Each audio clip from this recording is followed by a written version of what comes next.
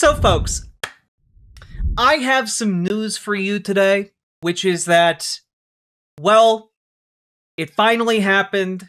Scott Adams, the creator of Dilbert, noted white nationalist and Holocaust denier, has passed off this mortal coil. I know, it's a sad day. Never again will you see an original Dilbert.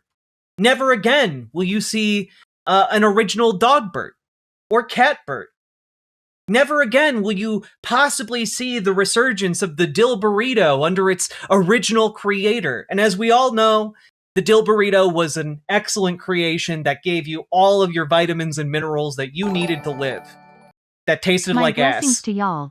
Keep up the fight. Humanity is borderless. Trump knows nothing. It's true.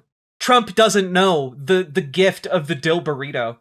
And if you guys are thinking, Jack, what are you talking about? Scott Adams literally tried to launch a line of god-awful frozen burritos called the Dilburrito. And they were so foul that even he thought they were awful. And I think that's great.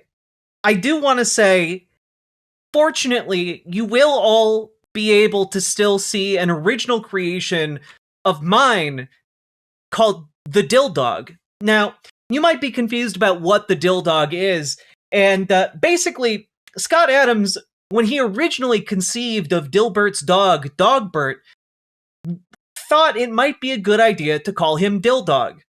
He abandoned that idea, which means it's up for grabs, and we have turned Dill Dog into a fun emote in our chat for always to remember the possibilities of what could have been.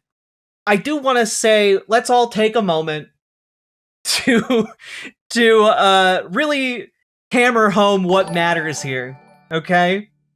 He's in his own forever Dilburrito 6 feet under. Truly, his body will become a Dilburrito, giving the earth all of the nutrients it needs to continue to flourish and survive. Akumi, thank you for the 5 tier 1 subs. But let's talk about something that a lot of folks don't know. Dave Rubin and Scott Adams were apparently just great buddies. And Dave Rubin took to the Rubin Report today to talk about how Scott Adams helped him through a hard time. Let's just take a look at Dave Rubin paying tribute to someone who really helped him out. I want to touch on up top. This broke about 10 minutes ago. My friend and former multiple time guest on the show. Dill Dog is up for grabs. Take my money. Oh, God. Dill Dog will live on long beyond Scott Adams. And I love that for us. Scott Adams has passed away. Scott Adams, of course, the creator of Dilbert. He has become, I would say, a huge voice of reason in this space over the last couple of years. We've done many. A huge voice of reason in this space. Let me just.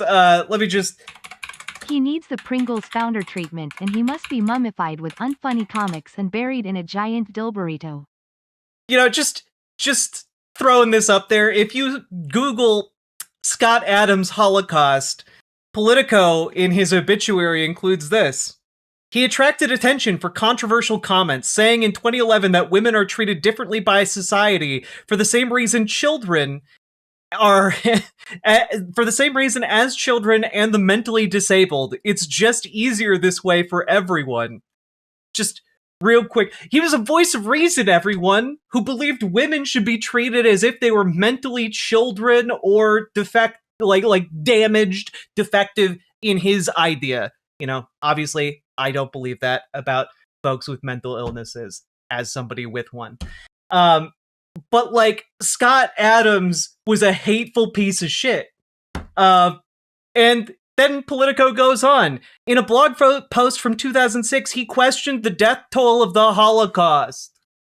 Just letting you guys know that Dave Rubin, who is Jewish, I believe. I might be wrong about that. I believe Dave Rubin is Jewish, right? Is here talking about how a Holocaust denier is a voice for reason in this space. So, you know, never forget Scott Adams wrote a long screed about how his stepson deserved to die. Yes. Again, Scott Adams really had a hate boner for, well, women, children, and the mentally disabled, as well as the Jews. So, you know, like, he was not a great dude. But, yeah, tell us how he was so reasonable, Dave. Many shows together. I think the one on your lower left-hand side was the first time we sat down together. That's in 2017. I think the top one's probably around 2020. And then the other ones from maybe two or so years ago. Scott and I text all the time and talked all the time. We just spoke a couple weeks ago to see if there was anything I could do.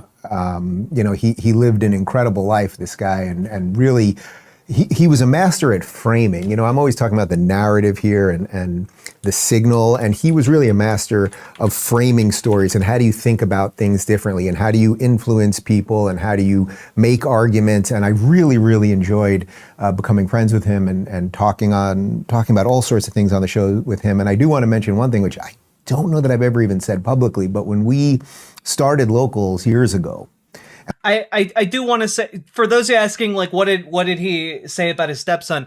Scott Adams' stepson died of a fentanyl overdose.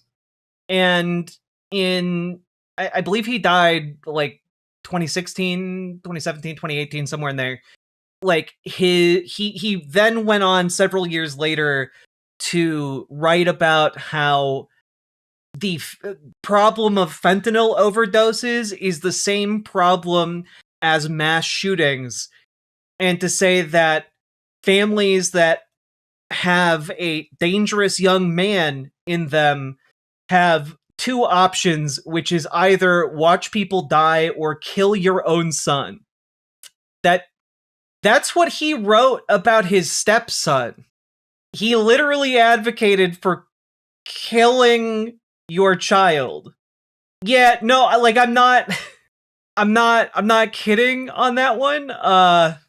It's some wild shit. Ugh, Los Angeles Times has a piece on it. Here we go. Here's the Independent. Dilbert creator sparks outrage for saying you should kill your own son if he's a danger to others. Scott Adams, creator of Dilbert Comics, has received a serious backlash for suggesting that you should kill your own son if he is a danger to himself and others. Oh, you have suicidal ideation, Timmy? Let me show you something out behind the shed. Is genuinely his take on it. When I say that this guy was like an absolutely insane bastard, I want you guys to understand that Scott Adams did not stand for rational discourse whatsoever. He was absolutely wilded in life. Did he kill his son? As far as I know, no. His son died of an overdose of fentanyl. You know, like, obviously, what an absolutely heinous response. And by the way, this was in the aftermath of a mass shooting. So he was blaming the parents of the mass shooter for not killing their own son and connecting it to his son and essentially saying he should have killed his own stepson. Like, I can't emphasize enough that this guy was not an exemplar of rational discourse. Anyway, back to Dave Rubin, a very smart man. We didn't know what we were doing. We were a little startup. Like, I had no idea what we were doing. We kind of built a subscription platform for me, and then we were like, I don't know, maybe some other people will like it. I called Scott. I told him what we were doing because he was very much in the free speech fight with us. And he immediately said, Dave, I want to try this. Let me see what I can do. He loved it from the get-go. He became an investor in Locals, and he was a trusted advisor for me. When he offered money, I was like, to invest in the company, I was like, I don't even know what to do with it. Like, he was just great all around. And thanks, Scott Adams. Thanks for funding Dave Rubin. You really helped us all out. What would we ever do without Dave Rubin doing the absolute bare minimum to keep his grift going? I really appreciated knowing him. And Scott, I know you were up there doing some seriously interesting stuff these days. And Dave, do you really think that the guy who advocated for killing children is up there Do you really think that, I'm Dave? Dave Rubin. I'm friends with everyone who hates me for who I am and who I love. You know, it's true. I just, like, I think it was Jesus that said, whatever happens to the least of these, they had it coming, those little bitches. It's true. If you want to get into the gates of heaven, you better yeet these little guys into the sun. Get to it, humanity. Direct quote from the Bible. So Dave's studio is under hell. That's the only explanation, really. You've got good company because it's been quite a year. Charlie's up there too, and even some people that we haven't lost but are kind of MIA at the moment. It's been a weird time for trusted. Dave, I don't think that's how heaven works. I don't think you get into heaven while you're still alive. I don't think that's how that typically works. What? Dave. Yeah, is he talking about someone who's riding the line between life and death, like some kind of, I don't know, Jordan Peterson just riding that line? I think they made like a movie about that called like Deadline or something. I don't remember what it's called. You didn't see the Christianity patch notes? They changed how getting into heaven works. Whoa, that's huge. I better download. Peterson would be a lich, wouldn't he? Yeah, ever since he came back from Russia, he was changed somehow. Almost like he was too stretched over his skeleton. Almost like he could manipulate the powers of death itself. Anyway. Voices, as I mentioned on the show a couple weeks ago. We lost Charlie. Jordan Peterson has been quite ill. Dennis Prager took a spill, and he's largely been MIA. So are you also saying that basically Dennis Prager is half in heaven because he's paralyzed? Dave? That's not how that works, Dave. Now we've lost Scott, and I suppose that makes it a little more incumbent on guys like me to try to make some sense. Here's a quick video of Scott because he literally live streamed until the end. It was just incredible strength. He went into hospice a couple days ago, but this is from. It was just some incredible strength. He was talking about how people need to go and investigate the death camps and how the death toll of the Holocaust wasn't right. He just incredible strength. What a trooper. A real SS trooper, About a week ago. So you're going to hear for the first time today that it is my plan to convert. So I still have time, but my understanding is you're never too late. And on top of that, any skepticism I have about reality would certainly be instantly answered if I wake up in heaven. I do believe that Wow, what brilliant insight. Oh man, if you died and suddenly woke up in heaven, you'd believe in heaven? Wow. Anyway, also, just want to let you guys know, he publicly tweeted at Donald Trump, and Donald Trump responded that he was on it. He was gonna save Scott Adams' life. And I just have to say, Trump, what happened? Trump, what happened? You didn't save him. Did you forget? Did Trump kill him? Did he know about the Epstein files? Yeah, the card declined. Trump was gonna, but then, there was a $5 cab fare to pay and it just got too complicated. Oh shit, they forgot to plug in the med bed. Oh god. Dominant Christian theory is that I would wake up in heaven if I have a good life. Yeah, I don't necessarily have to, state something in advance. And so, to my Christian friends, yes, it's coming. So you don't need to talk me into it. I am now convinced that the risk-reward is completely smart. If it turns out that there's nothing there, I've lost nothing, but I've respected your wishes, and I like doing that. Wait, that doesn't really count. Wait a minute. Just historically, Pascal's wager that's not an actual conversion, though. Like, saying, well, if I've lost nothing, like that's not like an actual, that's actually not faith. That's just being peer pressured at the very end of your life, I guess. But all right. Yeah, he's pulling the Voltaire card. It turns out there is something there, and the Christian model is the closest to it. I win. So with your permission, I promise you that I will convert. Well, I hope he had time to do that. I don't know for sure, but it's interesting. This is a guy who was a non-believer his entire life. Yeah, and also a Holocaust denier, and also a guy who advocated in the killing of children, and also who lived in a house shaped like Dilbert, which sounds like I'm making a joke, but he, honest to God, built a house shaped like fucking Dilbert. So, that's a thing.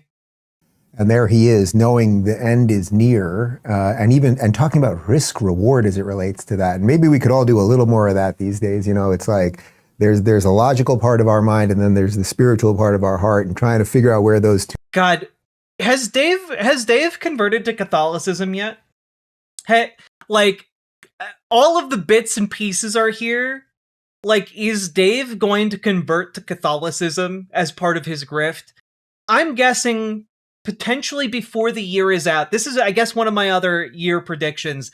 Before the year is out, Dave Rubin does a faux conversion to Catholicism. Wait, is he already Catholic? I thought he was Jewish. Isn't Dave Rubin married to his partner? Yeah, but you can be like a Catholic and gay. That's a thing. The Catholic Church wouldn't recognize their marriage, but he's Christian? Is he really? Wait, when did he convert? All right, whatever. I don't really care. Yeah, unfortunately, it's too bad. Scott Adams taken from us too soon.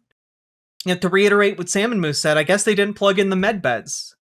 Breaking now, President Donald J. Trump has announced a historic new healthcare system, the launch of America's first medbed hospitals and a national medbed card for every citizen. Every American will soon receive their own MedBed card.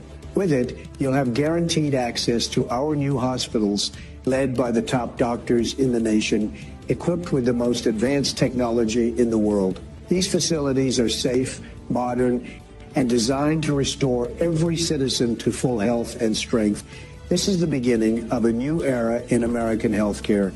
In this first phase, Wait, is this real? No!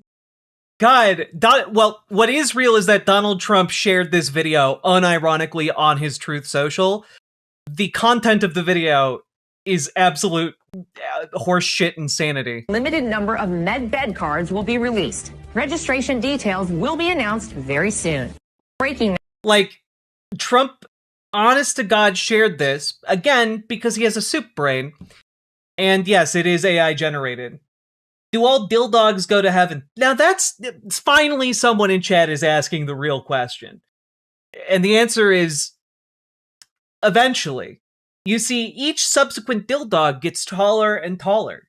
It's kind of part of their natural life cycle. And eventually one will get so tall that it enters heaven. I don't make the rules, but that's how it be. All the other ones, straight to hell. Barring, of course, some kind of, divine Tower of Babel type intervention, I suppose. Anyway, rest in peace, Scott Adams. The world is better off. Fuck you, and fuck everyone who covers for you. And the piece of shit you were in life. Folks, hit that follow button, hit that subscribe button, hit the like button, drop a comment, and please make it longer than 8 words, because apparently the algorithm likes that. And yeah, I have no respect and no patience for someone who was actively supporting white nationalism and Nazism in life.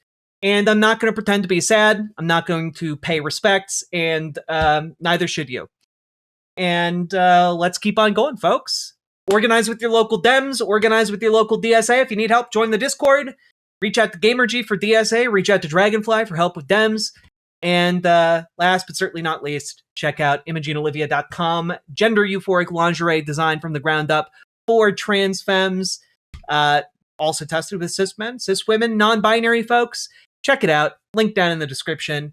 And let's keep on going, folks. Riverboat deck is going to town. All the viewers gather round. Twitch and YouTube is where she streams. All that content is bursting the scenes. Politics, gaming, and plenty more. Her sense of fashion you'll adore. So grab your stuff and hop aboard. We're going straight to Jack's Discord.